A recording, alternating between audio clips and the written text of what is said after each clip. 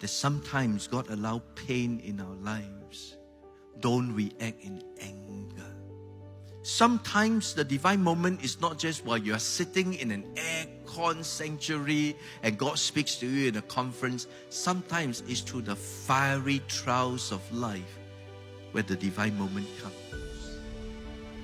Sometimes it's through the difficulties of life where divine moment comes. Sometimes it's through the pain of life where divine moments come. Seize the divine moment. There are godly Christian leaders, godly Christian saints who have been struck with cancer. And they realize that too is a divine moment. A lot of uncertainties in the future. There's a lot of pain. But they're able to say, I would not waste a good cancer. Because this is a divine moment. This is an opportunity for the faithfulness and the glory of God to shine through, even through the pains and uncertainties of life. The divine moment.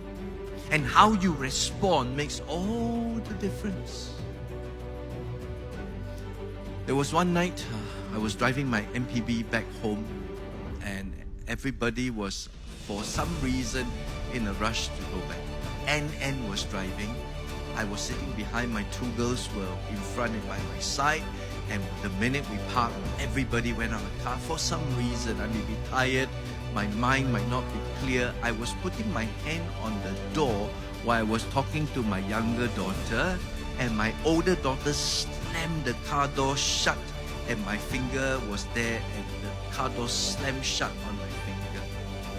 And all I could say is an MPV. I could say to Anne, all I say is, Anne, open the door. And Anne was looking, and my older daughter Amanda, she was laughing. She thought I was joking.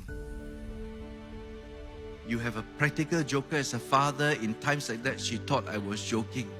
Until mommy says, open the door. Then she opened the door, and my hand was very painful. The girls went up. Anne took me to the hospital for an x-ray, etc. And by God's grace, the finger wasn't broken.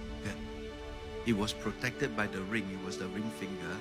And therefore, it wasn't crushed. I went back home. Knocked on my eldest daughter's door. Went in to talk to her.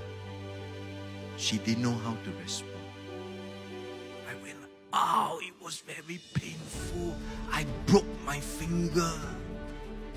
That's to get some sympathy, right? But the strange thing, my older daughter, Amanda, she got angry with me. It's not my fault, it's your fault. I was thinking, where did that come from? I'm not talking about whose fault. I'm talking about a poor finger. You see, for Amanda, while I was in the hospital, she felt so bad. You can imagine the pain when the door slams over her finger. She felt guilt. She felt fear and uncertainty. She was going through all those emotions. She cannot cope. And when Daddy comes and complains about the finger, breaking the finger, out came anger. Not the right emotional response, but it is a coping strategy for fear and uncertainty and guilt. Out came anger. And so I have to sit her down now in all seriousness. Okay, forget about the finger, forget about this. Where did the anger come from? Let's process the root of guilt and fear and uncertainty and how we react. People, listen carefully now. If we want to learn to move on, we have to understand the divine movements of God and the divine moments of God. That sometimes God allows pain in our lives. Don't react in anger. Because God has allowed it to surface the duality in our soul. God has allowed it to sanctify us. God has allowed this to give a fresh sense of freedom because there's a breaking of bondages, of wrong thinking, and deception. There are different things God is doing. He is waiting for us to respond aright. It's like a lifeguard. A woman saw someone drowning, scream, somebody is drowning, and the lifeguard splashed in and he was doing nothing in the waves, and the woman by the shore, save him, he's drowning. Nothing seems to be happening. Lifeguard was waiting, save him, he's drowning. And the lifeguard has to wait until the drowning person stops struggling. Because if you're trained as the lifeguard, you know you cannot save a drowning person who's struggling all the time. You have to wait until he ceases struggling so you can save him. Otherwise, your own life is in danger. The lifeguard waits. God sometimes waits for us to stop struggling.